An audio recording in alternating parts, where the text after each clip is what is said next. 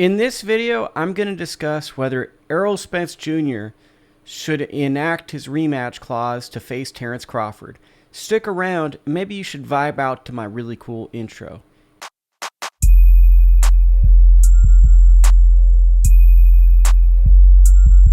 Errol Spence Jr. has 30 days, I believe technically and legally, since the night of the fight or the result, which was a ninth round knockout that I don't think a lot of us saw coming. I know I didn't see it coming. I'm a huge Crawford fan, but I thought this fight was going to be competitive. It'd probably come down to politics and punch volume with Spence edging it out. Instead, Crawford put together a virtuoso performance and basically put together a fight that probably not a lot of people know. Probably everyone in my community on YouTube remembers this fight, but not a lot of people in the greater world remembers, which is Joe Calzaghe versus Jeff Lacey, which was thought to be this competitive fight. Carl Froch, Arthur Abraham might be one of those, where the result became so one-sided that you couldn't see anything ever happening that was different. Obviously, people like my friend Steve Rapatis on our great podcast we had this week with the General G Funky, he brings up Errol was never the same after the car wreck. That's all fine and good. We weren't saying that before the fight. So this was such a dynamic performance by Crawford that I think it changed everything. It changed the perception of everything.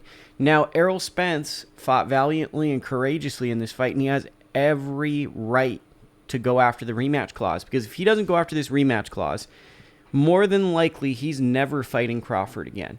And more than likely, if he does not do this rematch, his career is going to be defined by he's the guy that was a good champion, ran into Crawford, got the brakes beat off of him, and then the rest of his career was the rest of his career. People don't sit around and kind of articulate the pros and cons. It's when he fought Crawford, he was the second best guy, and they were 1 and 2 in their era.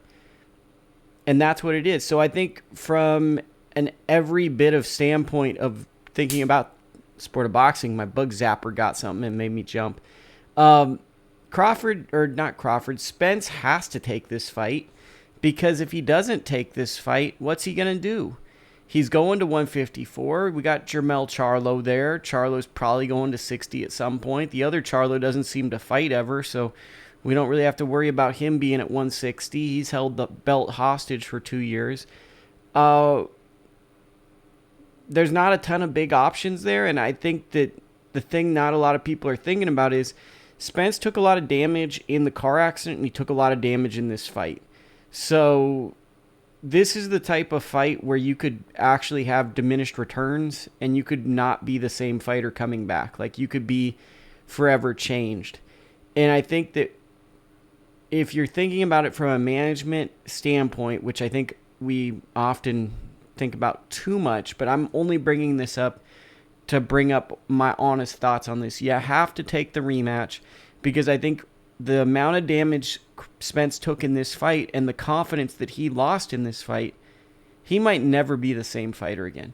He might go in and fight a fighter that we would have assumed he would have beat, and he might get hit with a shot and remember what happened in the Crawford fight, and there might be something of a shell shock effect where it lingers. His confidence might be completely gone. And though it's uninteresting to the fans to see it, I think it's the only option Spence has, because you have to roll the dice and think, if he's going to rebuild himself, there's a chance that there's nothing to rebuild. There's a chance that this fight puts so many miles on his odometer that this is closer to the end than people think, and that he might not ever recover from it. So I think the rematch has to happen. What I don't want to see is Bud Crawford comes off the best performance of his career, finally gets the credit that he should have deserved. His team gets to gloat. It's kind of cool to see.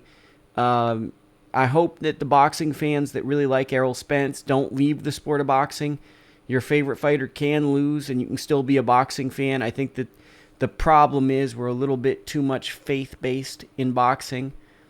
And I was going to make this a separate video, but maybe I'll tie that in right now. And what I mean by faith-based boxing fans are, I'm a spiritual person, I'm a religious person, so I have a faith that there is an afterlife and there is a God. But I'm not sure if it is, but I place my faith that exists, right? That's what faith-based is.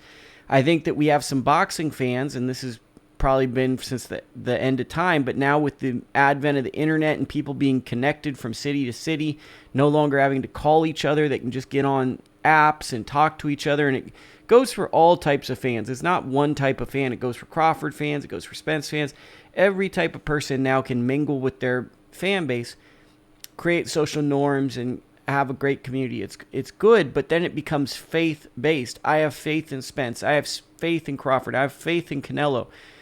A lot of times, and it's not the job of the fan, but sometimes if you want to level up and be a level 3, 4 thinker in boxing, right, you have to go beyond your faith in a fighter, and you have to look at it realistically and pragmatically. And what I mean by pragmatically, or take a pragmatic approach, is how will this fight really play out? Put yourself in the shoes of the trainers.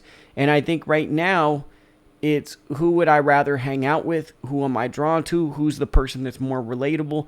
I'm unconditionally going for him, and then I'm just going to be very angry if that doesn't happen. That's probably been sports since the end of time.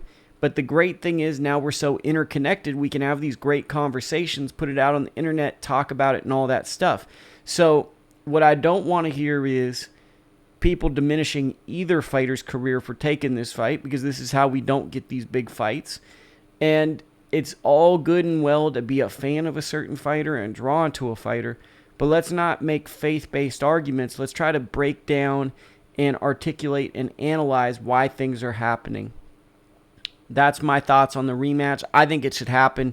Errol put out after the fight, let's do it in December.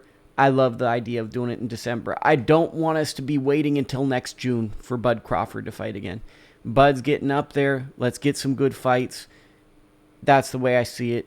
Do you agree? Do you disagree? Join the community. Hit the subscribe. Leave a comment. Hit a thumbs up. As you know, I'm often interacting with the community. We're dropping lots of videos right now. Probably stop at some point, but let's ride the gravy train while the gravy train is going.